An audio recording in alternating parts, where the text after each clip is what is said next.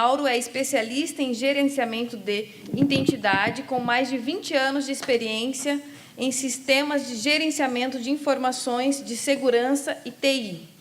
Como VP de e-Confiance, Mauro desenvolveu a Horácios, uma solução de governança de acesso e identidade bem-sucedida, listada no Magic Quadrant de Administração e Identidade de Gartner desde 2011. Mauro foi pioneiro na implementação do Internet ISP e XDSL no Brasil, possui certificações profissionais e internacionais CISP, CISA, CISM e BS 7799, Lead Auditor. Marcos Rocha, com mais de 10 anos em operações de TI, vendas e pré-vendas de serviços de TI, incluindo gerenciamento de infraestrutura, serviços cloud e garantia de qualidade, focado na evolução em serviços de suporte em qualidade e inovação para clientes.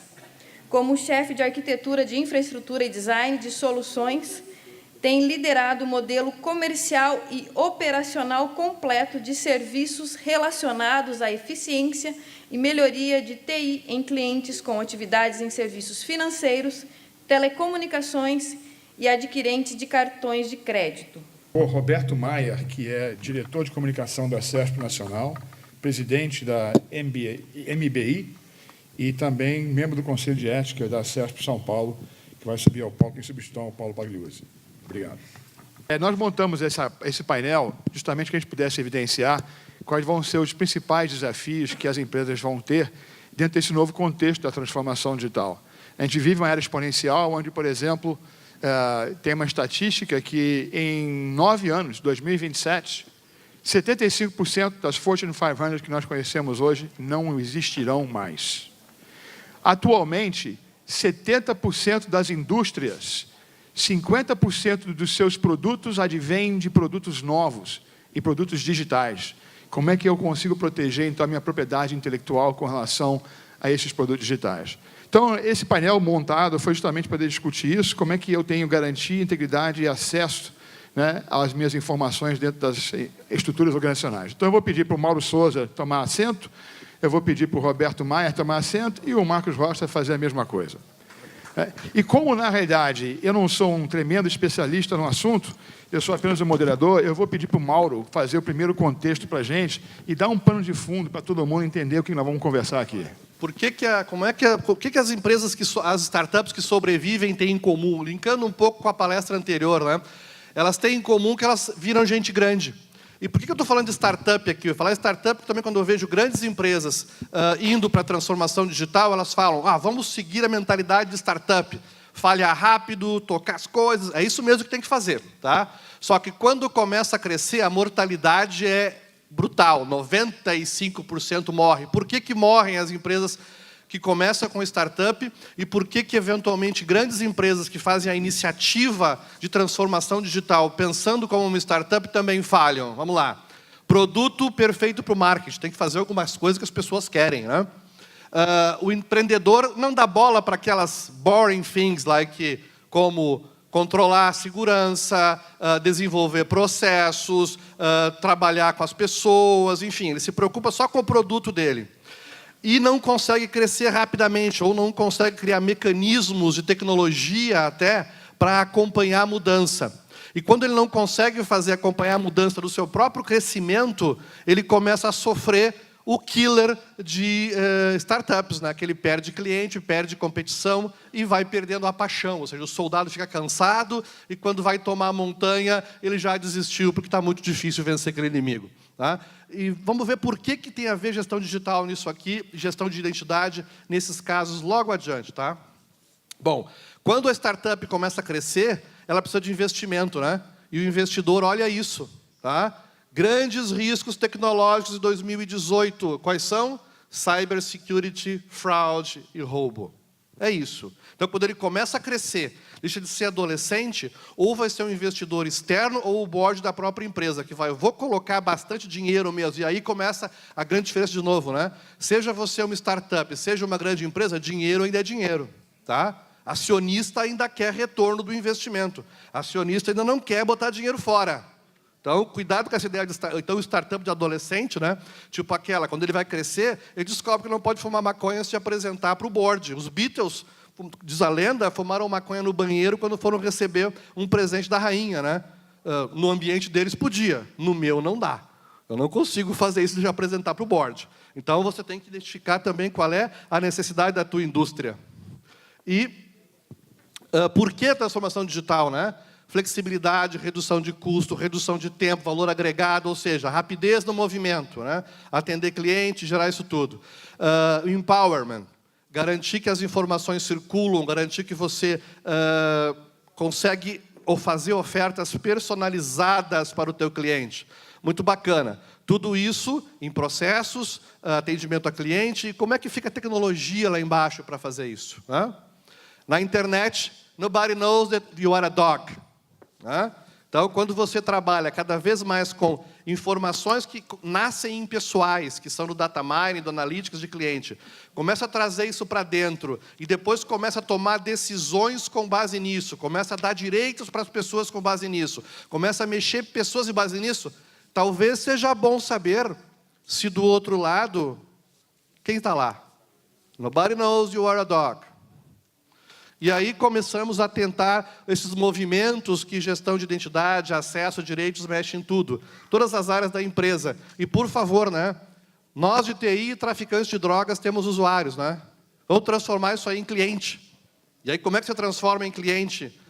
Transformação digital, fazendo ofertas personalizadas, facilitando a vida deles, né? Ou seja, redução de custo, melhoria de uso, etc. e tal. Primeiro ponto aqui. Todas as empresas possuem gestão de acesso e identidade. Vou fazer um para implantar. Não, você já tem. O Brasil possui infraestrutura de transporte. A soja sai do Mato Grosso e chega no porto, por uma estrada cheia de buraco, com pedágio, aquela confusão toda, mas tem.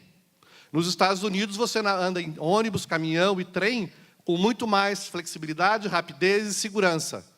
Qual a diferença? Os dois têm estrutura de transporte.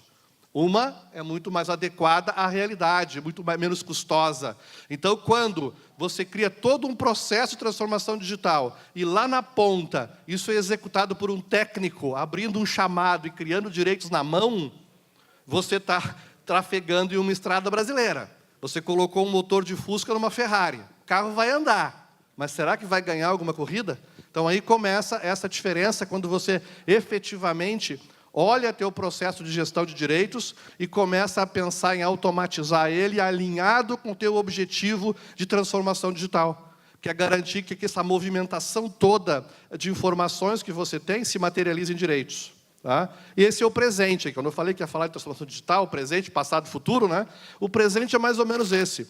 Você tem empregados, contractors, você tem portais de reset de senha, você tem direitos que são concedidos e revogados em sistemas legados, né? Windows, LDAP, SAP, bacana, isso é o passado. Cuidado que esse passado vai sobreviver por um longo tempo no futuro, então você vai ter que ter algo híbrido. Você vai ter que pintar o trem andando. Alguém falou antes aqui, desculpa, alguém não, o palestrante anterior, o Neto, falou sobre zona de conforto. É isso mesmo, você vai ter que mexer na estrutura. E na ponta vai mexer em status quo, porque se você não fizer isso, você fica para trás, porque o mundo está chegando. E o mundo vai envolver IoT, ele vai envolver o Analytics, que vai coletar informação dos teus clientes e prospects, e vai gerar informação que você pode usar para dar direitos, tirar direitos. Você pode aprender como ele trabalha, como ele se comporta, e criar informações de behavior, de comportamento, que você guarda dentro do sistema de gestão de identidade, para depois poder tratar isso e trabalhar. Então, era isso. Acho que eu me estendi mais do que devia, mas eu acho que ficou bacana dar esse primeiro conceito. E é isso aí. Obrigado, Muito Robert. obrigado, Mauro. Eu vou agora passar a palavra para o Roberto Maia. O Roberto Maia tem já uma jornada muito longa dentro do segmento de TI, há muitos anos de janela, e já viu muitas situações com relação ao que é a questão crítica do tratamento de dados e identidades, né? Roberto Maia, por favor. Obrigado, Robert. Bom dia a todos. Eu acho que a gente está chegando com o desenvolvimento da tecnologia no momento, como o Mauro colocou, né, de quebra de desse paradigma de segurança tradicional, né? A gente tem, baseado aí na capacidade de processamento das CPUs modernas e as tecnologias que foram expostas aqui desde ontem, né? Inteligência artificial, deep learning, etc., né? Uma nova fronteira, na verdade, de captura de dados em relação à identidade das pessoas que nós nunca tivemos antes. Então, só para citar alguns exemplos, né? O palestrante anterior mostrou lá o serviço personalizado de elaboração de calçado. Okay? Uma vez que você deixou digitalizar o seu pé numa loja, né? A pergunta que resta: quem é o dono dessa informação? Se a gente permite que um assistente inteligente, pode ser o Google, pode ser o Siri, o Cortana, seja lá qual for, identifique a sua voz, né? Quem é o dono da voz? Né? Quando você for visitar alguém em outro país, você espera que te cumprimentem pelo nome só porque o microfone de um equipamento capturou a sua voz e o computador percebeu que era você, né? E a gente poderia ficar citando exemplos e mais exemplos, né? O que eu estou querendo provocar na mente de cada um que está aqui, que está envolvido nesse processo de geração de soluções tecnológicas para os seus clientes, é que nós que desenvolvemos as soluções e ajudamos os clientes, na maioria, né, dos casos aqui da audiência, né, a fazer uso adequado dessa tecnologia, passamos a ter uma responsabilidade que nunca tivemos antes. E isso vem acompanhado, não sei se é o momento, você quer deixar para uma outra rodada, né? Mas essa preocupação, ela existe dentro do setor e ela existe também a nível de formulação de políticas públicas. Então, nós ouvimos falar, por exemplo, na aprovação, né, da política europeia de tratamentos de dados pessoais, que entrou em vigor em 25 de maio deste ano. Temos a questão da tramitação de uma lei assemelhada aí, em caráter de urgência no nosso Congresso Nacional, né, e que estão relacionadas com essa questão. Né, se as soluções são boas ou não, podemos discutir depois. Mas o importante é isso, né? A complexidade disso tudo, ela é cada vez maior. E aí eu gostaria de terminar minha intervenção só fazendo elo com essa questão que já foi colocada várias vezes aqui, né? Se colabora ou compete. Competir vai competir sempre, né? Porque ninguém está sozinho no mercado. Mas a complexidade que está ficando o conjunto das coisas, ele torna impossível que a gente consiga fazer tudo sozinho. Isso se aplica à inovação e isso se aplica ao desenvolvimento de tecnologia. Ninguém consegue fazer sozinho o sistema do usuário final, o sistema de segurança, o sistema de inteligência artificial, o sistema de reconhecimento facial. Ninguém. Obrigado, Roberto. Eu vou passar para o Marcos Rocha e eu vou aproveitar aqui o gancho do Roberto, Marcos, né, com relação a essa questão de colaboração. E entenda que a gente, no final, a gente percebe que tem duas camadas de colaboração. Tem a primeira camada que você colabora por projeto, e até tem lá a contração do co-opetition, que normalmente se fala, né? Mas acabou o projeto, cada um vai para o seu lado e continua competindo. Onde é que está a colaboração no nível estratégico? Onde é que está a colaboração no nível de você conseguir fazer com que o ecossistema todo tenha a robustez e a integridade necessária para que todos os seus atores possam comungar da mesma forma? E aí eu queria entender um pouquinho mais o contexto dentro da sua realidade, com a Local Web, com a sua carteira de clientes, como é que vocês estão fazendo esse processo de evangelização, educação da sua base, com essa questão que é iminente e extremamente crítica para todas as organizações? Sem dúvida. Bom dia a todos. Nesse momento, o grande desafio tem sido levar uma mensagem de que o aspecto de segurança que envolve as operações, ela transcendeu muito o aspecto das fronteiras da organização. Então, esse é um primeiro ponto que é sempre muito importante todas as empresas ficarem atentas, porque no mercado, além da competição, que é inevitável, você tem que estabelecer parâmetros e tem que estar atento que as tecnologias vão resolver parte dos seus problemas de identidade ou de segurança. Mas, com relação à competição e à estratégia, a gente tem adotado a seguinte postura. A movimentação dos clientes em direção à cloud, em direção a novas tecnologias, ela começa essencialmente por um desenvolvimento interno.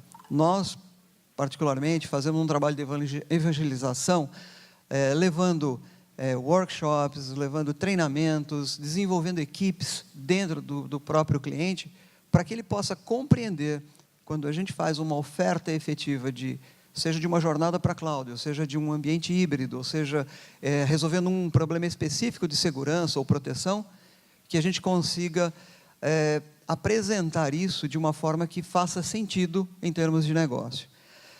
Do ponto de vista de estratégia, é muito difícil conciliar a visão de cada empresa com essa integração que a gente, às vezes, propõe para as organizações. Tem realmente um desafio imenso nesse aspecto. E nós temos trabalhado no sentido de levar para essas empresas, especialmente visão e como aplicar no seu negócio bases de tecnologia e de soluções que efetivamente garantam integridade do processo de negócio e também do atendimento e garantia de informação do seu cliente. Acho que foi tocado muito propriamente aqui. As legislações estão chegando, seja a GDPR ou a nossa lei, elas têm um propósito fundamental de olhar para o indivíduo. Então, esse olhar para o indivíduo vai mudar as relações das nossas empresas, dos nossos serviços, com os seus produtos e os seus clientes.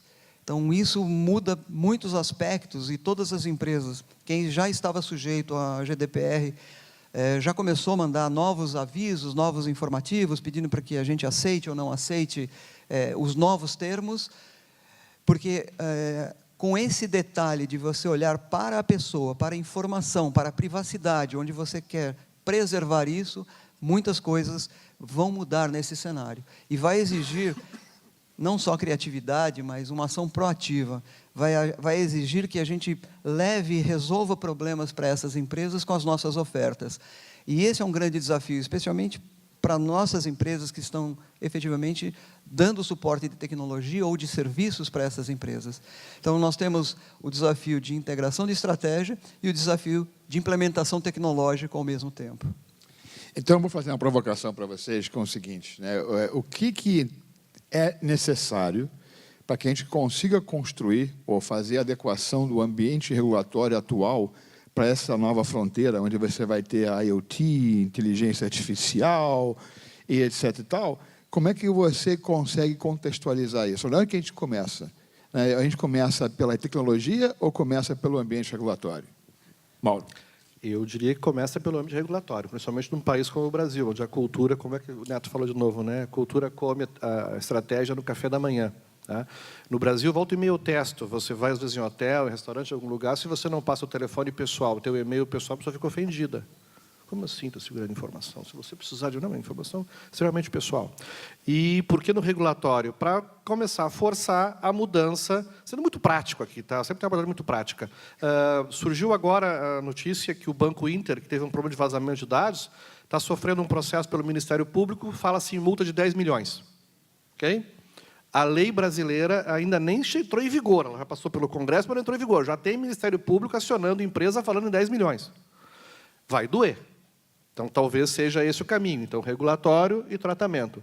Bom, e as empresas vão se mexer antes? Bom, as que se mexerem antes terão mais competitividade. Tem um pouco também com competir ou com fazer tudo em casa. Bom, é uma arte. A empresa que consegue interagir com teus parceiros e com os teus, eventualmente, até competidores, para atender melhor o seu cliente, vai se dar melhor. vai ganhar a corrida. Então, começaria pelo regulatório, começaria pelas empresas que fazem consultoria, pelos formadores de opinião, por quem tem acesso ao cliente, para auxiliá-lo a entender que ou ele começa a se mexer agora, ou ele vai ter que fazer o que tem que fazer, que é a mudança na estrutura de pessoas, refletindo na tecnologia. Tem bastante tecnologia para entregar e integrar para conseguir cumprir a lei que está vindo, e é inexorável a lei. E isso vai levar, talvez, a lei vai ser cumprida em 18 meses no Brasil. Tá? Olha, muitas empresas que eu conheço, se começar hoje, não entrega em 18 meses a transformação. Vai ficar à mercê de uma multa de 10, 15 milhões. Então, regulatório, formadores de opinião avisando as pessoas, alguns vão ouvir, outros não. E aí, no final, a gente vai ver quanto vai custar ouvir ou não ouvir. Qual vai ser o tamanho da conta? É uma abordagem bem prática. Foi o que eu prometi que faria hoje aqui. Roberto, eu quero aproveitar que você é uma pessoa que tem uma lupa em cima do setor há bastante tempo, né? Uma grande jornada. Você entende que o ambiente regulatório atual, da maneira que está sendo conduzido no Brasil, está adequado, está na direção certa para a realidade que a gente está enfrentando? Parcialmente. Essa questão, na verdade, assim, a gente, infelizmente, no Brasil, a qualidade do processo de produção do ambiente regulatório é tão boa quanto as estradas que o Marco citou há pouco, né? Então, o que acontece, por exemplo, no caso aqui da nossa legislação, né, eu posso aqui, como membro aqui da ACESPRO, relatar um pouco, né, do que a gente acompanha, né, da evolução dos projetos de lei no Congresso, né? Esses projetos ficaram rodando durante 5, 6 anos sem que ninguém desse atenção. Aí bastou ter a entrada em vigor da lei europeia, porque ela também teve um prazo, né? A aprovação dela... 2 anos para a implementação. Então, a aprovação dela não serviu de alerta, né? E depois veio junto o escândalo da Cambridge Analytica, né, que assustou os políticos, né? Tá certo? E isso acabou gerando um desespero, né, e que acabou, pelo menos na minha visão pessoal, gerando a aprovação às pressas. E quando a gente decide políticas públicas às pressas, né, a gente sempre corre o risco de que a opinião de um dos grupos que está sendo afetado por aquilo prevaleça, porque quem deveria tomar a decisão equilibrada, que é quem está produzindo a legislação, obviamente não tem tempo de ouvir a todos, né? E a grande questão, quando você vai desenvolver uma legislação desse tipo, é você achar o ponto de equilíbrio adequado entre essa questão que nós estamos falando aqui, da proteção da vida privada dos indivíduos versus o desenvolvimento econômico. Então, se todos os dados das pessoas forem rigorosamente privados, num país com estradas esburacadas e um país com crédito informal, onde a barraca da esquina vende a crédito, porque senão a receita dele é menos de 1/3 do que ele vende, a disponibilidade de informação para conceder esse crédito faz parte desse ambiente. Então, o impacto que uma lei desse tipo pode ter, ela, se não for bem pensada, pode ser muito delicado. Encontrar esse caminho do meio, digamos, né, num ambiente onde a gente tem o processo, as estradas esburacadas e a alta tecnologia colaborando ao mesmo tempo, é muito mais difícil, obviamente, por exemplo, do que aconteceu na Europa, né? E lá o processo de discussão foi conduzido de forma muito mais equilibrada e o tempo de adaptação que foi concedido também foi maior, né? Então, realmente, é um desafio a gente saber o que vai acontecer, né? Eu vou aproveitar a contextualização desse desafio que você colocou, Roberto, e aproveitar e compartilhar com todos vocês. A ACESPRO Nacional tem um movimento justamente para tentar fazer uma evangelização adequada dos legisladores brasileiros no contexto mais de cidades inteligentes. E aí sabe que dentro de cidades inteligentes você está, na realidade, lidando com o indivíduo também, né? Então, foi criado o Observatório Brasileiro de Cidades Inteligentes, o OBCI, e ele tem um objetivo específico de fazer o mapeamento das melhores práticas legislativas nas cidades mais avançadas ao redor do planeta, para que isso possa usar como uma referência para os legisladores brasileiros. Então, eu queria, Marcos, que você, pegando esse contexto, né, você diria que, nesse momento, com a sua visão, a visão empresarial, e pegando bem no gancho do Roberto, porque se eu fechar a porta, eu não desenvolvo economicamente, né, então eu tenho que buscar o equilíbrio. Por onde que você entende que a Local Web pode começar para poder fazer essa conexão?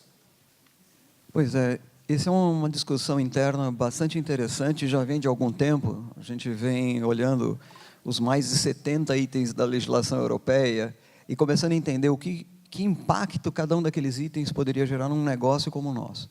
Quando você pensa do lado do varejo, que nós temos mais de 300 mil clientes usando a plataforma, então você tem 300 mil pessoas com informações pessoais, com dados e operações, e, obviamente, olhar o impacto de uma legislação sobre esse tipo de operação é bastante delicado.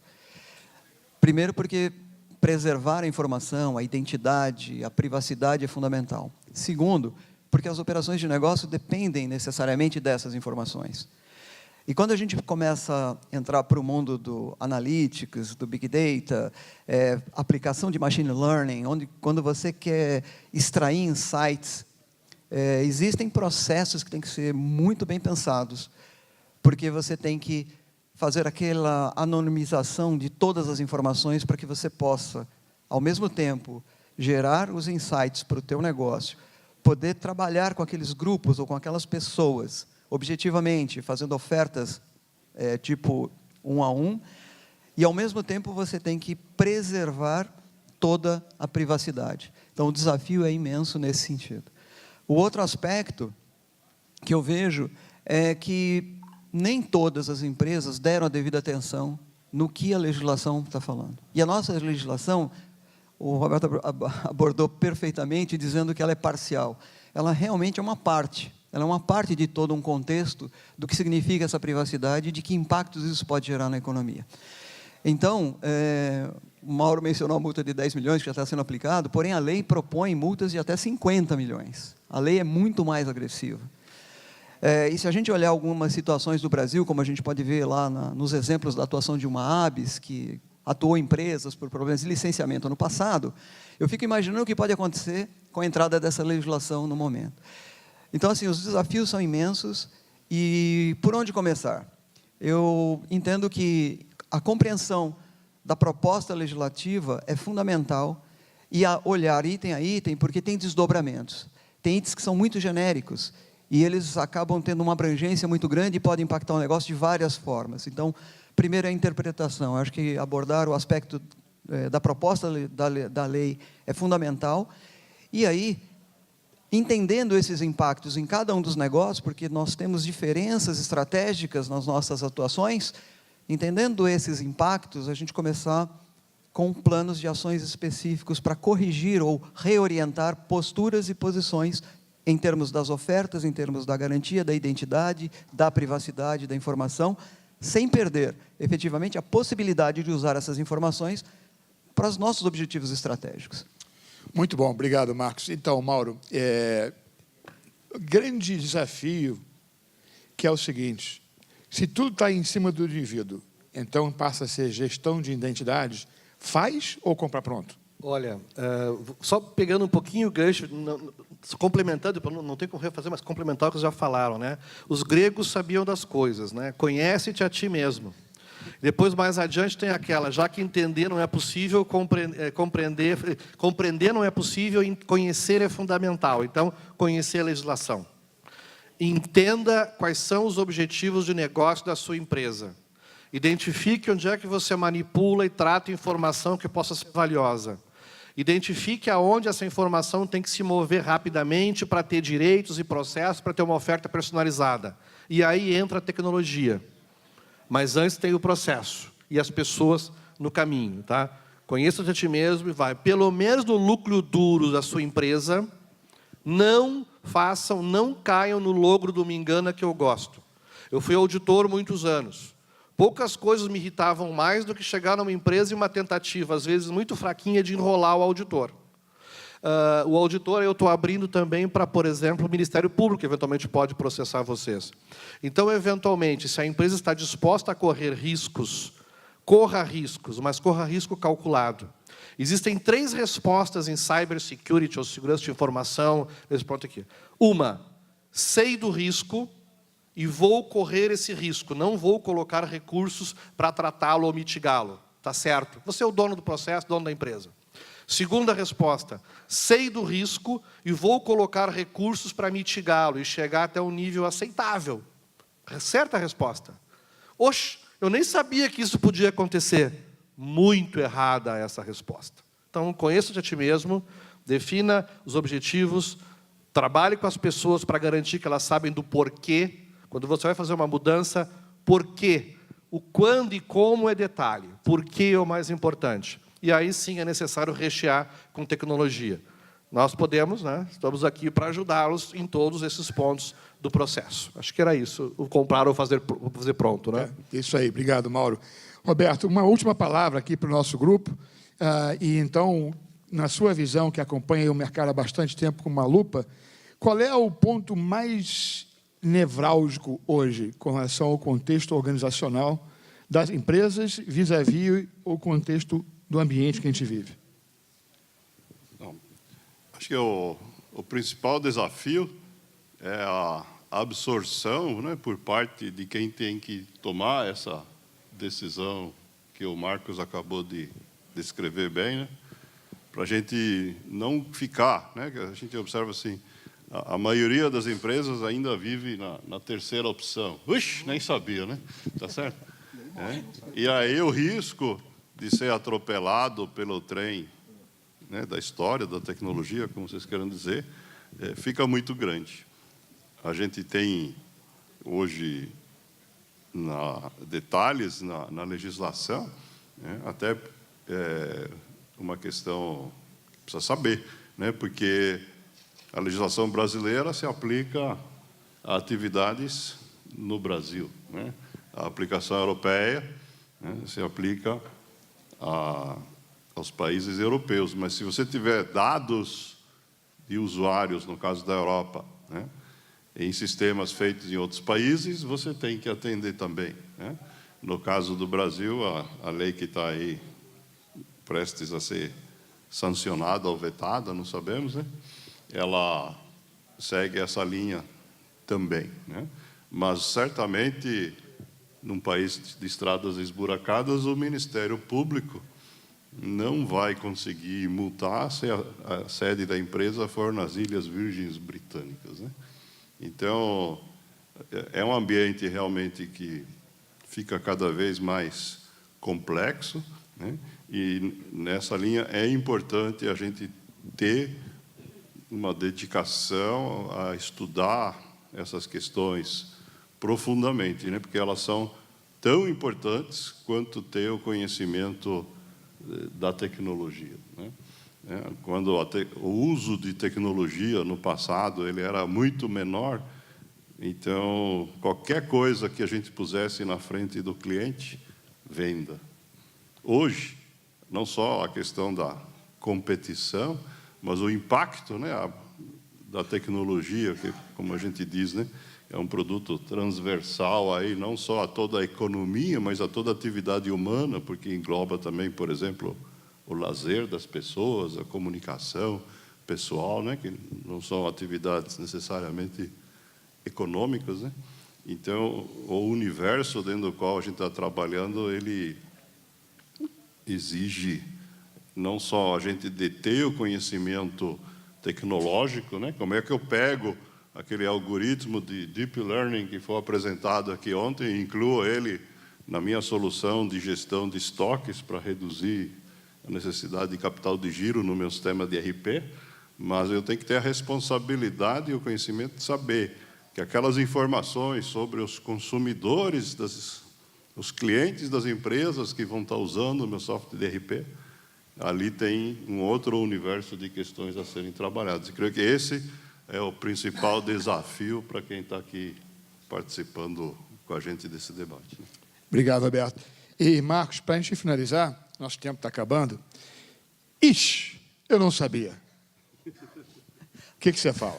90% dos casos? Eu diria assim, eu acho que nós temos um alerta para todas as empresas, e acho que vale não só para as empresas situadas na área de tecnologia, mas todas as empresas que são consumidoras de tecnologia. Eu acho que a recomendação tem que conhecer aspectos das legislações aplicáveis nesses assuntos, de identidade, de proteção, de segurança, de licenciamento e de compra de serviço. Existem muito passivo sendo contratado pelas empresas e exatamente nessa situação. Ixi, eu não sabia. A gente pode citar inúmeros casos, nós somos convidados para ajudar a equacionar algumas dessas situações, e exatamente por esse desconhecimento. É muito fácil você passar o seu cartão de crédito, comprar um serviço, sem se dar conta das suas responsabilidades tributárias e fiscais. Esse é um aspecto. Agora, comece a pensar no aspecto de uma lei que vem falar de proteção de identidade e que o seu produto interage com pessoas. O seu cadastro tem informações pessoais, você monitora o comportamento das pessoas. Então, imagina a responsabilidade que você passa a ter com esse conteúdo, com a proteção dessa informação. Então, não dá para ter esse ixi, não sabia. Vai ter que ir atrás da informação. Bem, eu quero agradecer muito a presença do Mauro Souza, da eTrust, do Roberto Maier, da MBI e da CESP Nacional, e do Marcos Rocha, da Local Web. Uma salva de palmas para os nossos panelistas, por favor.